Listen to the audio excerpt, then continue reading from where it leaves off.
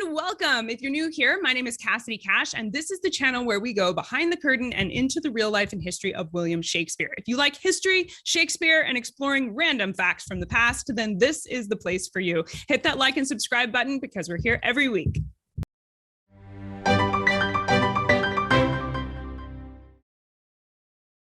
This week, we're answering a listener-submitted question by asking, was Banquo a real person?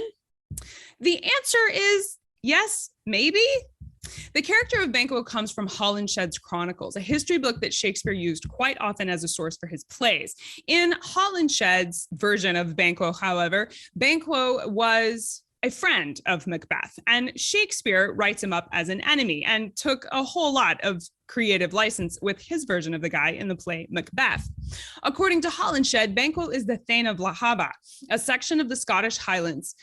Holinshed tells the story of Banquo and how he helped Macbeth murder King Duncan and was instrumental in ensuring Macbeth, and not Malcolm, like what happens at the end of the play, spoiler alert, takes the throne after this uprising. One highly respected scholar who would definitely be someone I would suggest you listen to is the late David Bevington. He argued that Holinshed was misled in his presentation of history, having relied on a source that was questionable. Holinshed relied on a work by a man named Hector Boece, and he wrote a history book called Scriptorum Historiae in the mid-1500s.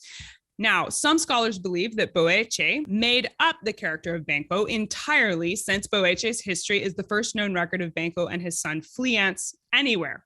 This may be one reason Shakespeare felt comfortable taking this creative license if there was already question about this person being real at all. That's far from conclusive evidence, though. That's just a random thought I'm throwing in there for your consideration. Especially, though, considering that King James of England claimed to be descended from Banquo, it seems odd that a sitting king of England would claim to be descended from someone popular culture didn't even believe existed. That seems odd to some, especially King James, as he's trying to establish his throne and credibility. Additionally, the other kings from the play, which we know are real historical figures, that of Macbeth and King Duncan, these were pillars of Scottish history, and they weren't really well known outside of Scotland and the context of Shakespeare's plays.